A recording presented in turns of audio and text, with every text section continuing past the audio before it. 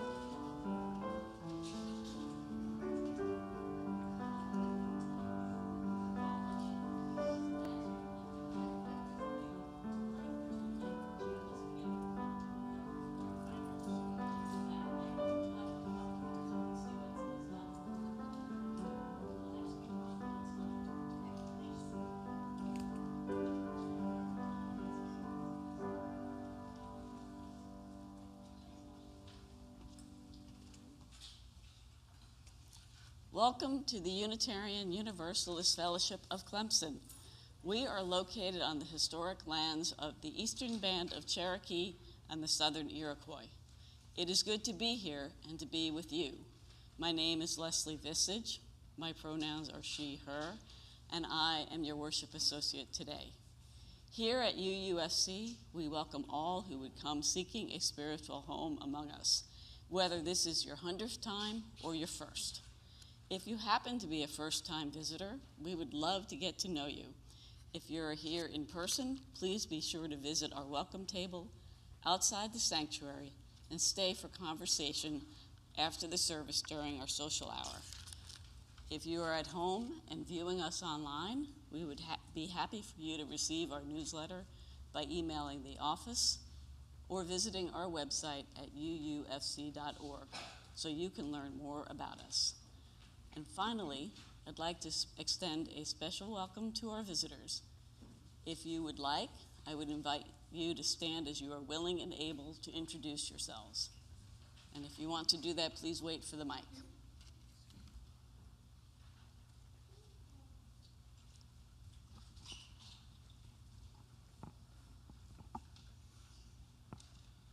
Hello, my name is Christian, and I'm here with my husband Walter and our daughters Ave and Matilda.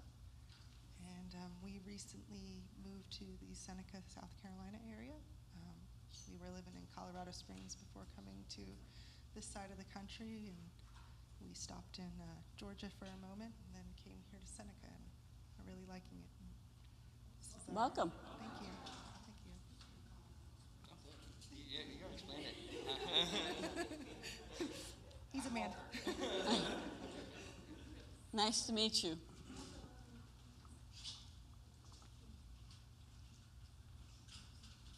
And finally, a special welcome to our online viewers.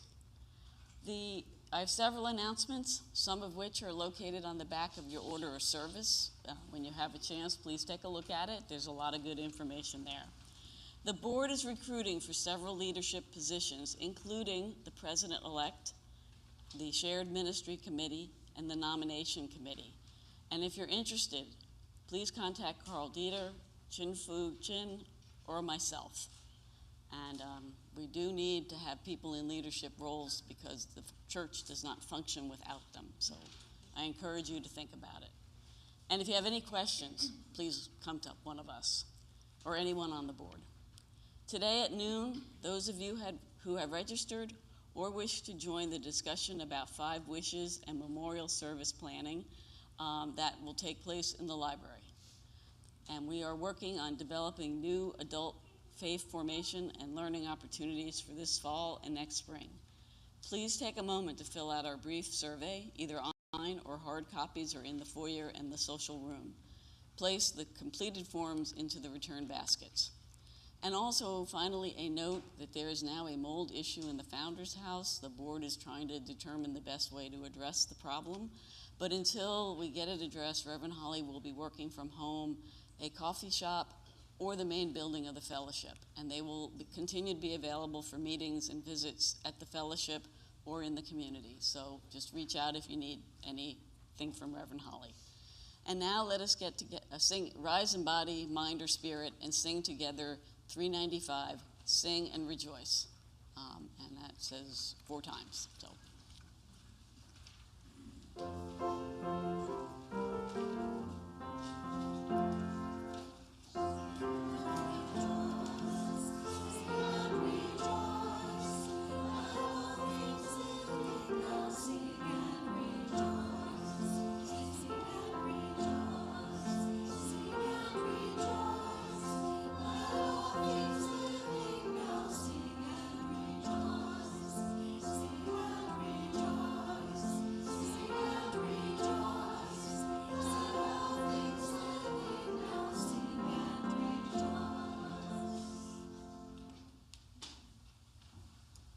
I'd like to invite Talia and Sebastian to please come up and help me.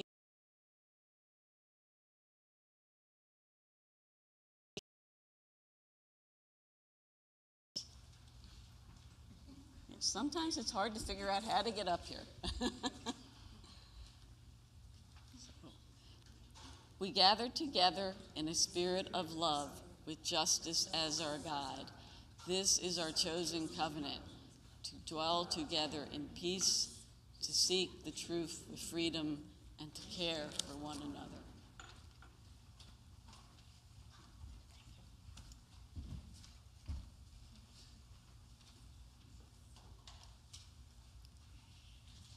Okay, now that the kids have already gone back to the back, I need some help for this next part. So first I want to say hello. I'm the Reverend Holly Brown. I'm the minister here at UUFC.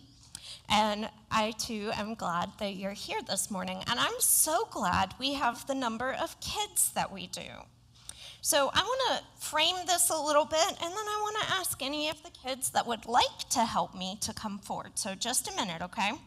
So in pagan tradition, which is grounded in respect and reverence for the natural world,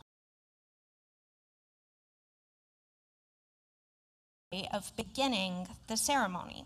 Each direction is associated with an element of the natural world. It's associated with an element, and the elements that we have today are represented on our altar up here. So could I ask 4 kids, or others, or all of you if you would like, to come help me show what we have up here on the altar? Anybody willing to help? Okay, y'all can all come up. Okay, so up here, do y'all see all these things here around the edges in the little tray? So we have, let's see, if I got my directions right on the compass, don't check me on this, just in case I've got it wrong. Okay, so we have this tray that is for the east. Would one of you hold up what's in that little tray? Just a feather. And show it to everybody out here? Okay, can you turn around? What is this? A feather, yes. Okay, so a feather represents air. It represents the east, because what do birds do? They fly in the air, right? Most of them do. Some of them aren't able to fly, but most of them do. So, yes, baby birds don't know how to fly quite yet. So, okay, can I ask you, can you tell me your name? Ave? Ave. So, can you pick up that little tray and head towards this corner, kind of back here where y'all were sitting near that rocking chair? Okay, and then we have south, which is represented by what, Talia? What does that look like? A fake candle, yes. So since I'm going to ask people to pick things up, especially young folks, I don't want to have an open flame moving around. But could you pick that up, Talia, and twist the top of it? Nope, a little bit. It'll twist one way or the other. There we go. So this candle, our chalice, represents a flame. So in our chalice up here, we have the real flame. But what Talia is holding is a light representing that flame. So Talia, could I have you come kind of stand up here in this area? Okay.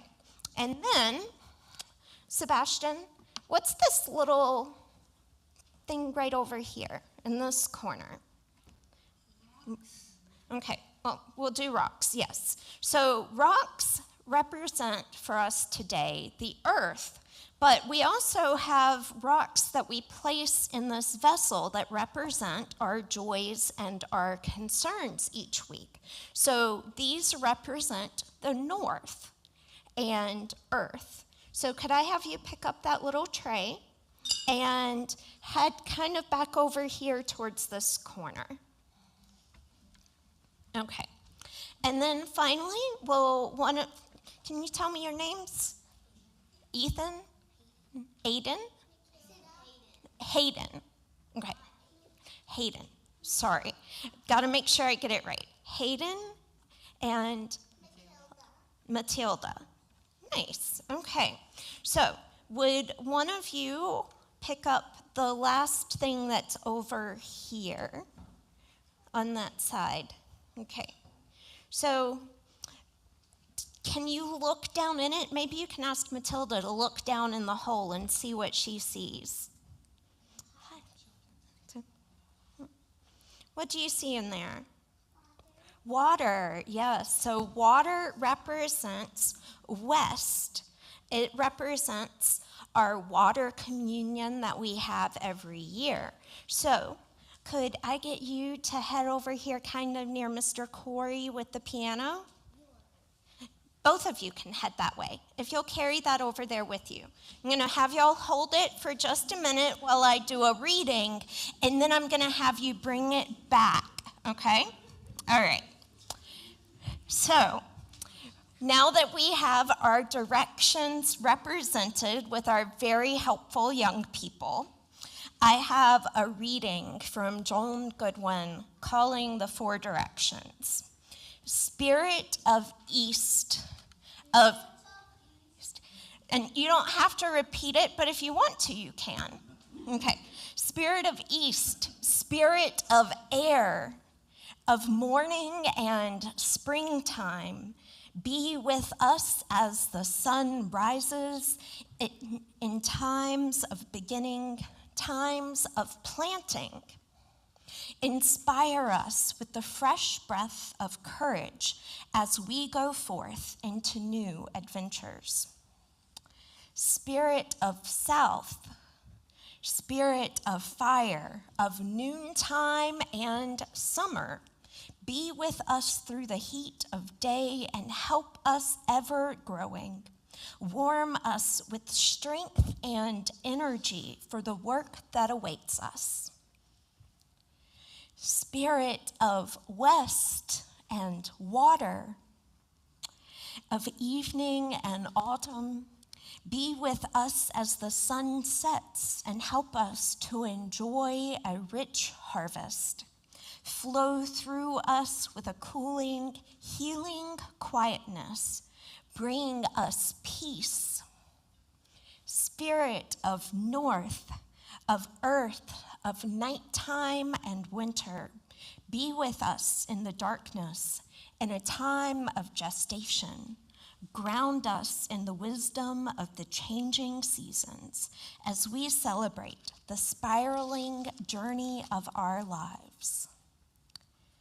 And now, I would like to ask each of the young people that have something representing the directions to bring them back and set them on our altar once again.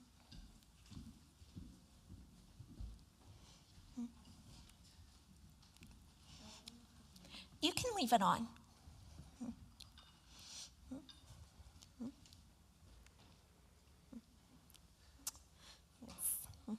Thank you. Thank you all for your help. Okay.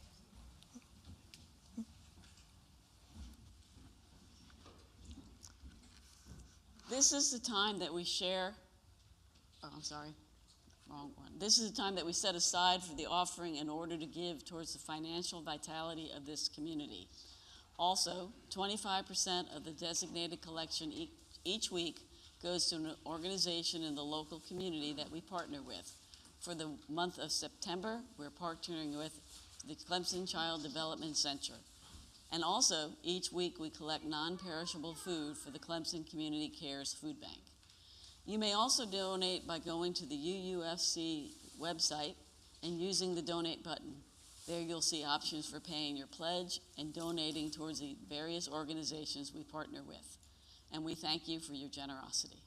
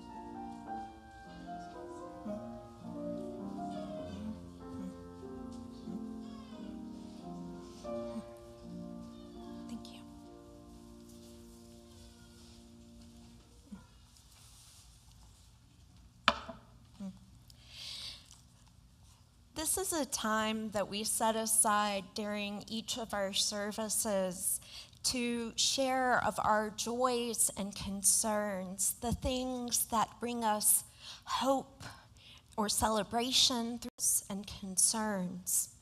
I've asked Leslie to place a stone in this vessel representing our shared community for each one of the joys and concerns shared today. Have a sorrow from Susan Pierce, the eroding of academic freedom of speech at Clemson University. I'm especially dismayed by the firing of 2 professors, one of which was my husband's colleague.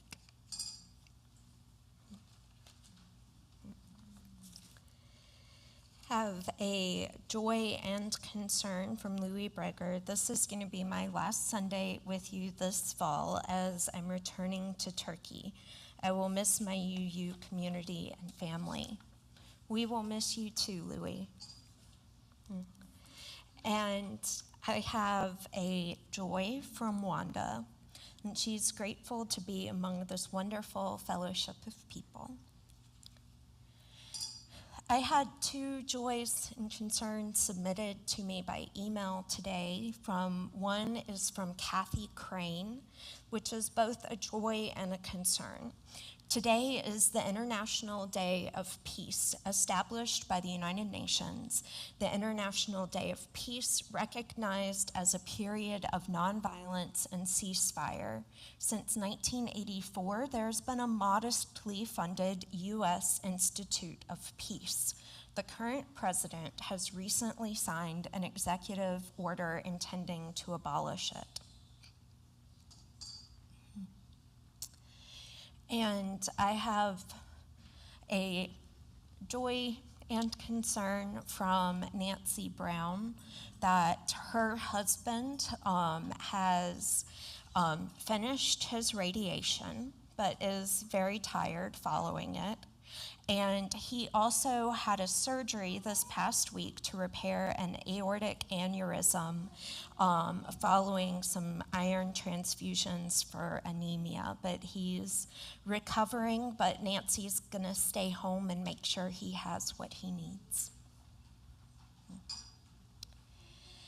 And place one final stone for all of the joys and concerns that are not spoken aloud today, and for those joys and concerns of our folks at home. We'll enter into a brief time of musical meditation.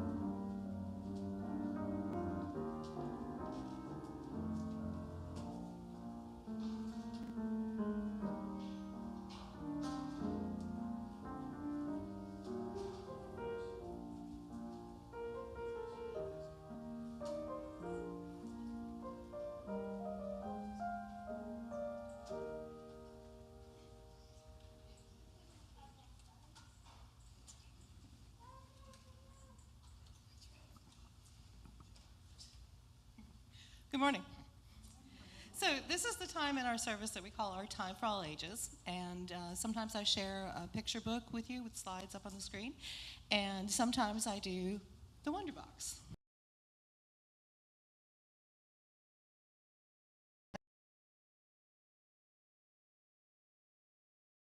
And I'm going to invite you all to guess what might be in the box. So here we go. What do y'all think's in the box this morning? A skeleton. Ooh. Maybe for Halloween. Anybody else? I'm sorry? A pumpkin or pumpkins. Sebastian, what do you think? Carbon dioxide. Ooh, that would be a good one, yeah. Definitely. Okay. Y'all are getting good at this. Anything else? Any others? Chrysanthemums. That's a good one. Anybody else? Leaves. That would be very appropriate for this time of year. So at this point, I'm going to invite any of my friends back there who want to come up and help me find out what's in the box. Anybody want to come and help me find out what's... Come on. You want to? Come on.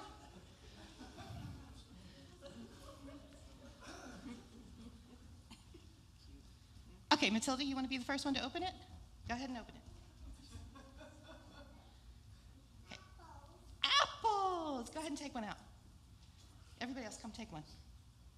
Now, what do you notice about these apples? They're apples. Talia is very practical. They're red and green, and some are... Here, Hayden, you want one? What color is that one? Yellow and red. And if you look on their little... yeah, that one's a Honey Crisp. What's that one say, Talia?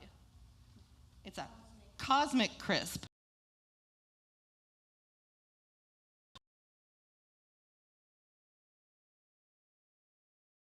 Hey, Ethan.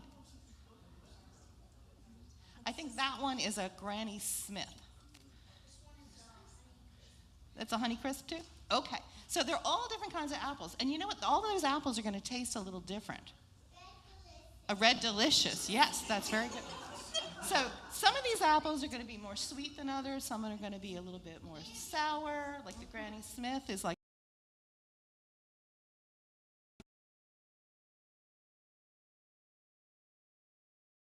got honey in the name, so you kind of think maybe it would be sweet. Yeah. So, but we can do a taste test later if you all want to. Yeah, if we want to. We can do that later. If you all want to put them back in I can bring them into the social hall afterwards, and you all can do a taste test if you want to. So our story this morning is about, guess what? Apples! Yes. So, once upon a time, in a small village nestled between the hills and the woods, there stood an ancient apple tree at the very center of the town square. It had wide, leafy branches and roots that went deep down into the earth. Each year, the tree gave its fruit at just the right time, just during the season of golden leaves, when the air was turning crisp and cool, which would be not here right now. Autumn, yeah. Everyone in the village called it Grandmother Apple because she had stood there for so many years and gave her gifts so freely. Her apples were like the ones that we had here, red, gold, and green, just like the colors of autumn. Some were sweet, some were tart, but all were nourishing. Yes, like your apple in the corner. Each year at the fall equinox, when the days and nights were equal and the world felt perfectly balanced, the people of the village would gather to celebrate the festival of the harvest. They would pick the apples and say thank you to the tree, using the fruit to make pies, cider, juice, jams. Cider. It's like apple juice, only more so. And even make medicines for like their little coughs and their tummy aches and things. But one year, something changed. The apples on the tree don't knock the thing. Be careful. The apples on the tree ripened early. So some people thought, you know what? Maybe we better pick the fruit early so we make sure we get some. We'll save them for our family, they whispered, just in case there isn't enough later. One by one, others did the same thing. By the time the festival day came, the branches on the apple tree were almost completely bare. And the kids looked up and said, "What happened to all the apples?" And the oldest villager, who was a kind old woman named Myra, looked around and said gently, "It seems we were all afraid there wouldn't be enough, so we forgot to share." But Grandmother Apple has always given freely, and her gifts have lasted through many winters. Then she walked up to the tree and placed one shiny apple that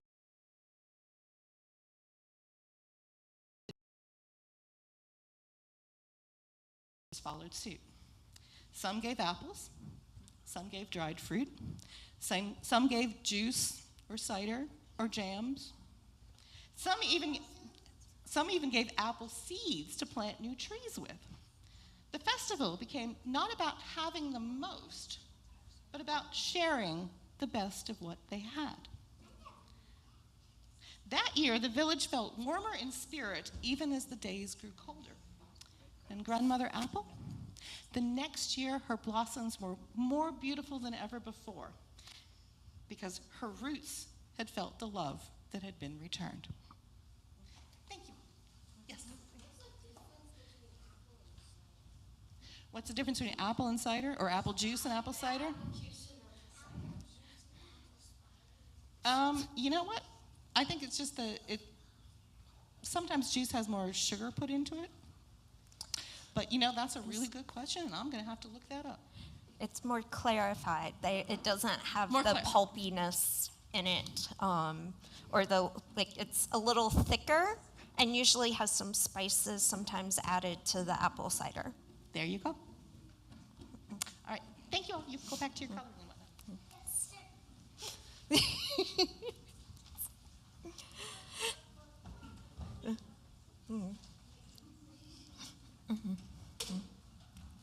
Thank you. That was so fun. So, before we enter into a time of ritual, I want to kind of set the stage, if you will. So, Mabon is the pagan term for the autumn equinox. Celebrated at the beginning of August is Lammas, which is the first harvest festival. So this one is the second one. Here it's celebrated on September 21st, but if you're in the southern hemisphere, it's celebrated on March 21st when we are celebrating the spring equinox. Many pagan and Wiccan traditions have this as a time of giving thanks for the things that we have, whether it is abundant crops or other blessings in our lives. It's a time of plenty, of gratitude, of sharing our abundance with those less fortunate. The equinox also represents balance between the light and the dark, day and night. I want to mention how well it is. Did y'all see how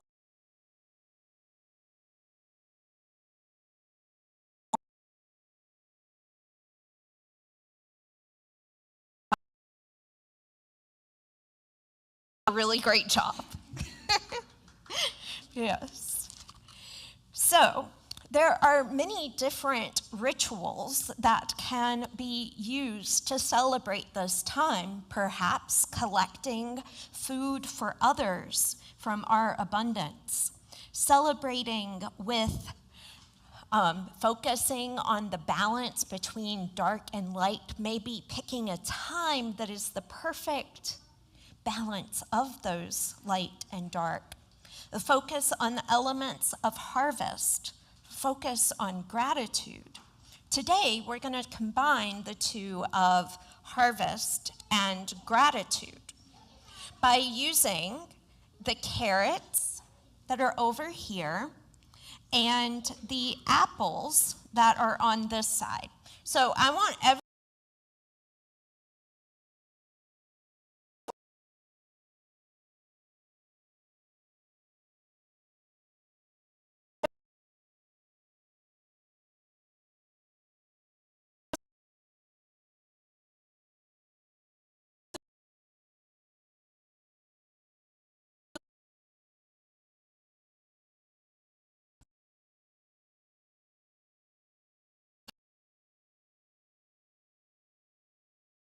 or any of the other rituals that we have throughout the year like this.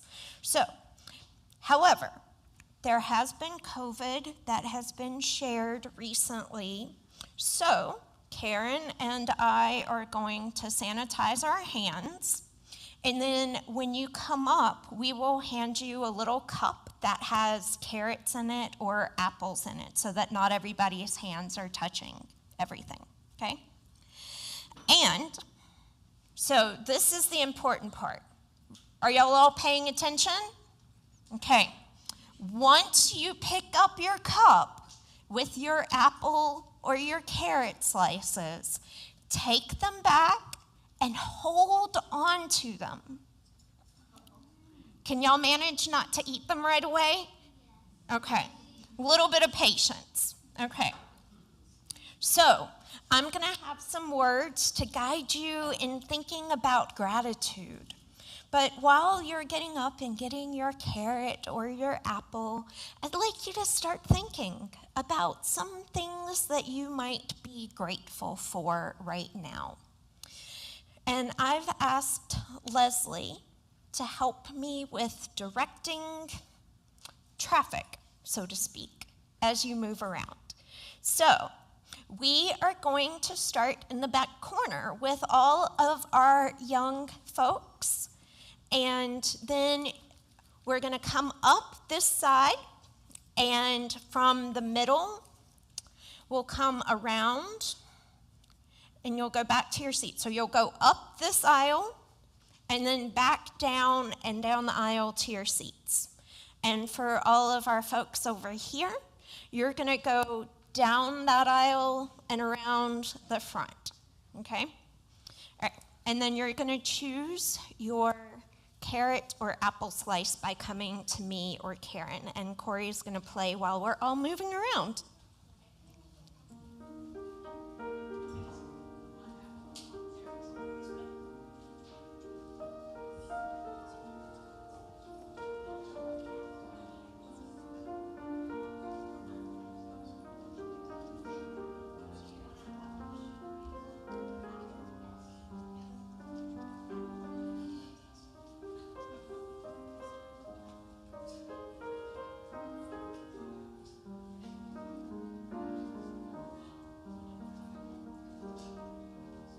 Also, I realized that I forgot to invite our folks from the back room, which I meant to do very intentionally, to come in if they would like to pick something up, or Sarah has a basket to collect some and take back. Okay. You want?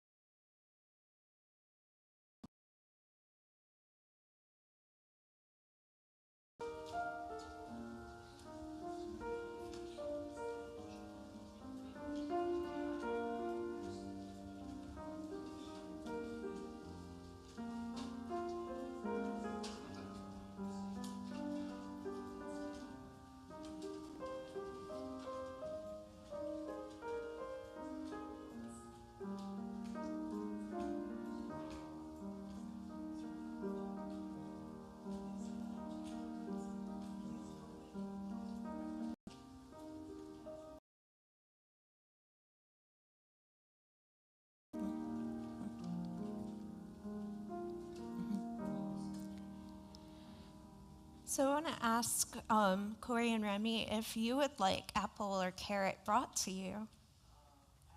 Okay? Well, okay. And what you say? Okay. Thanks. There you go. Yes.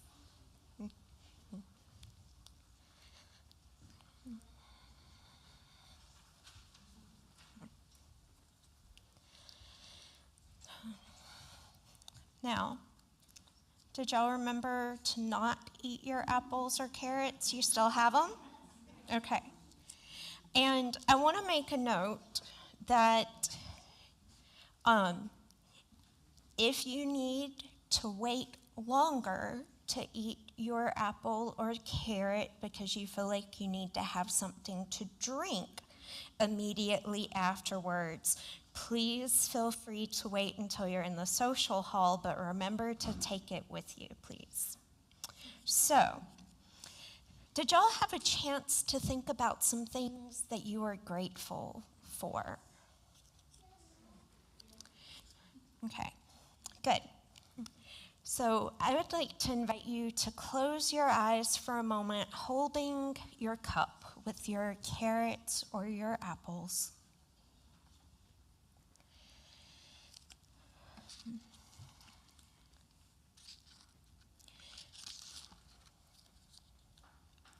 I invite you to think of one of the things that you are grateful for. What stood out the most? Maybe it was the first thing you thought of. Maybe it was the last one. Whatever that moment, that thing, that person that you are grateful for, I want you to visualize it, imagine it for a moment, as if you are holding that gratitude in the cup in your hands.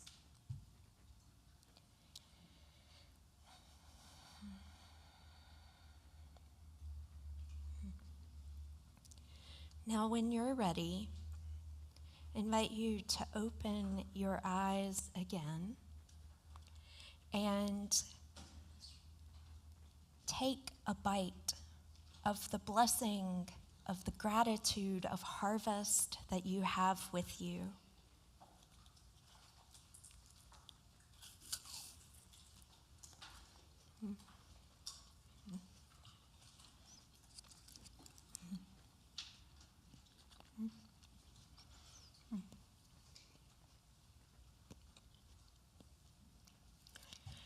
Please feel free to finish your bites. I'm going to wait and finish my very big slice of apple until later.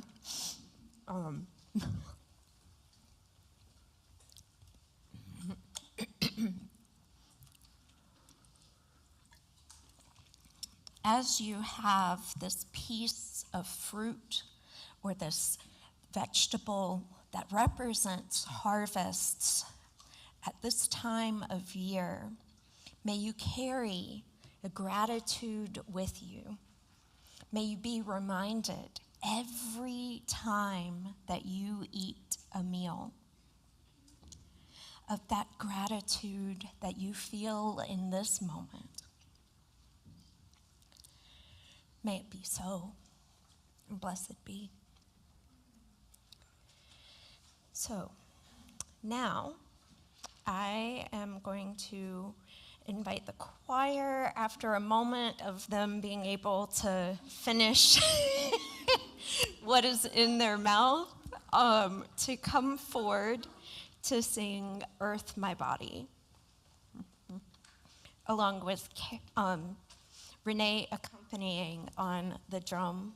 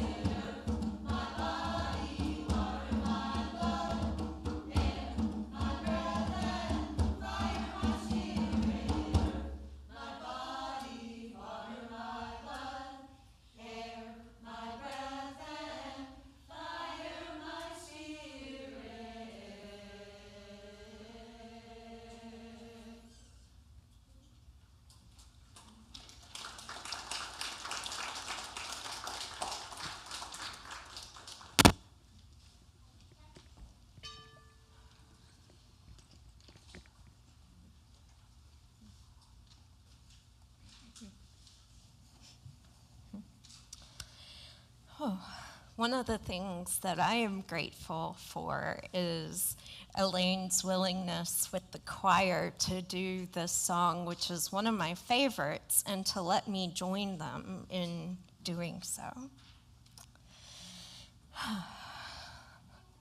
So our theme this month is building belonging.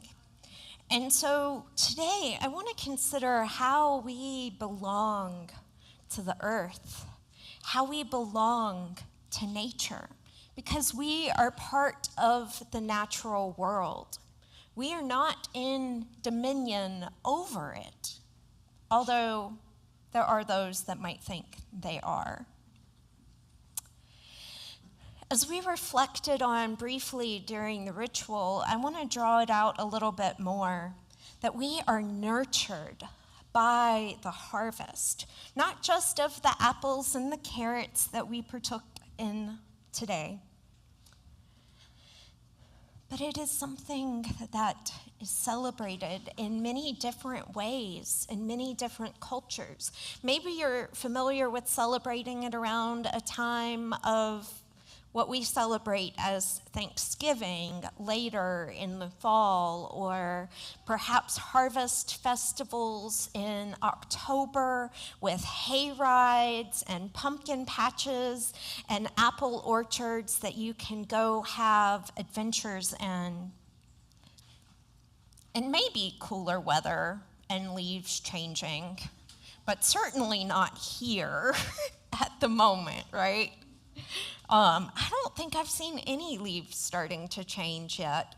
So that's why we have some fake colorful leaves on the altar today. And temperatures vary from one region to another. When I was in Ohio, I had this moment of just joy. I got to wear a sweater around the equinox, and there were actually leaves to crunch under my boots. But certainly not yet here. And even less so when I lived in Florida. It was a big difference between different parts of the country, but also different parts of the world. And what we have at harvest depends on where we are in the world.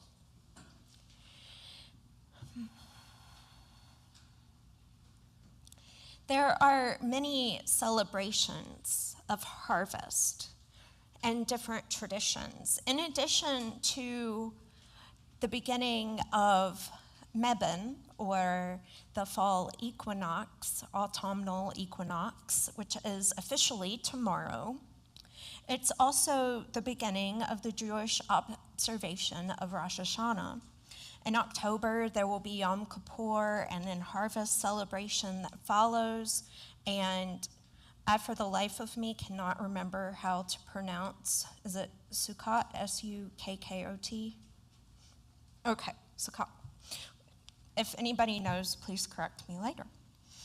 But Rosh Hashanah is celebrated as the Jewish New Year and is a period of reverence, repentance, and awe. It's also a time to reflect on the past, which isn't exactly the same, but thinking about the past could also be things that you're grateful for.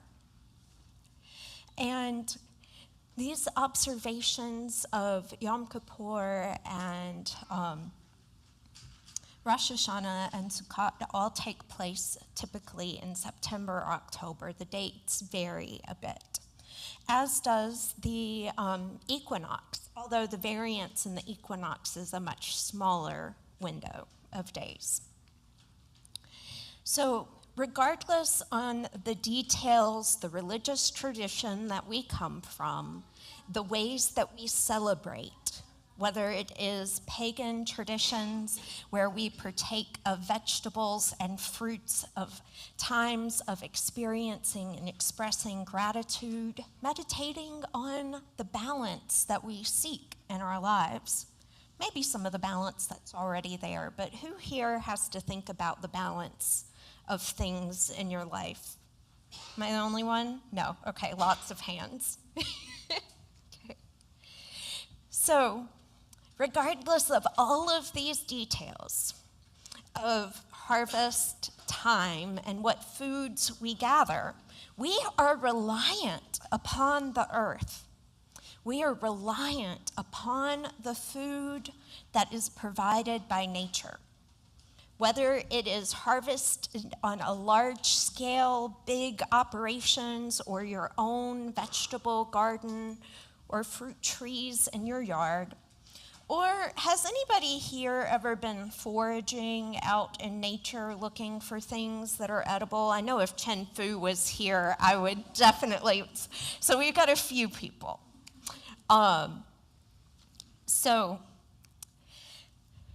this is a way that we nurture our bodies, our spirits, finding that bounty, that harvest, although we also find some folks, not all, eat from animal products, whether it is eggs or cheese or milk that you drink or the flesh.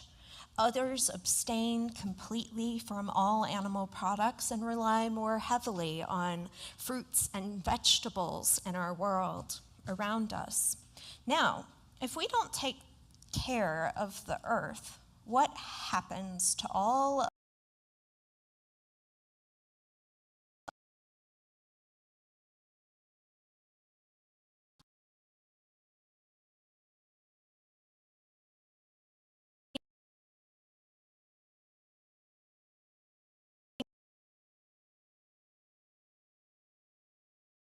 supplies of water and our supplies of food?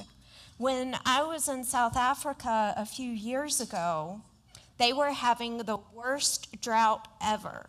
Could you imagine signs that told you that this could be our last drop of water? To consider how you conserve water. I was so overjoyed when I could get free water at a restaurant when I came back and I didn't have to worry about taking someone else's water. We need to care for our world as much as we can. And to this end, we have some value statements, some ideas, some principles that we hold as Unitarian Universalists. And one of them is about interdependence. Our value statement says we honor the interdependent web of all existence with reverence for the great web of life, and with humility, we acknowledge our place in it. We covenant to protect the earth and all beings from exploitation. We will create and nurture sustainable relationships of care and respect, of mutuality and justice. We will work to repair harm and damaged relationships. This is a value statement that calls us to a deeper understanding and connection to the earth, knowing that we do not exist alone in a silo. We need the earth. We need all of the plants and of nature around us. And I want to tie back in just a moment this idea of gratitude. A few years ago, I watched a TED Talk. Have any of y'all ever watched TED Talks? Okay, a few of you, number of you. So, when I was watching this TED Talk, it was saying that we can kind of retrain our brain to be more positive, to have more gratitude. And the way it invited you to do this was to write 3 things down that you are grateful for every day. Now, I did this for a little while, and it did feel like it made a difference. At first, I was trying to think of all the big things. I wanted to be like, oh, it's this big, great thing that happened today. But then the more I went, the more I was thinking, okay, maybe it's grateful that the sun came up today. The beauty of the rain shower, all the little things that we sometimes take for granted in nature around us. And so today I want to combine these two things, the nature and the bounty that is given in harvest, as well as our gratitude for the things in our lives. Did any of you ever grow up saying a blessing or grace over a meal as part of the religious traditions that you came from? Some of us, not all, and that's great because, some of us don't like where our traditions came from. Mine was always, God is good, God is great, and, thanking a God for my daily bread doesn't really resonate for me particularly. But I have a colleague that shared a blessing over a meal with me and others and then shared the words afterwards. And I want to share them with you because maybe something along this line would be more appropriate for us as Unitarian Universalists. I give thanks for this food that I receive. May it nourish my body, mind, and spirit. Bless all who made this meal possible, and for the earth herself for bringing forward all of this bounty. I pray a special blessing for all of those who are unable to access nutritious food and clean water. May all barriers to earth's great abundance be removed. May all beings have all that we need to live and thrive.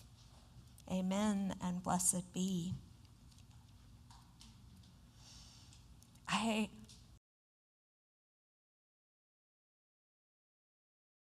have all of the blessings, all of the bounty that this season has to offer, and that you may carry it forward, not just with the fruit and vegetables that you eat here today, but into all of the meals you have throughout this season and the year ahead. May it be the nourishment of our bodies and our souls, both when we eat, but also when we share community, like we do in the social hall over snacks. May we find that nourishment in the world around us. May it be so. May we make it so. And blessed be. I invite you to rise in body, mind, or spirit, wherever you are, to join in singing our closing hymn, number 21, For the Beauty of the Earth.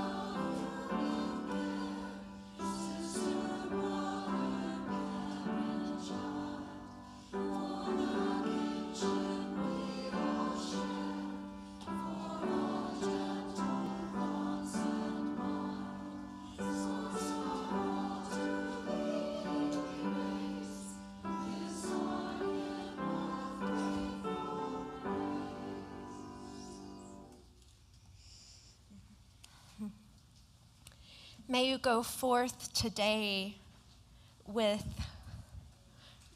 a gratitude for one another, for the harvest and the bounty in the world around us, recognizing that we too belong to nature. May you go in peace and return in love.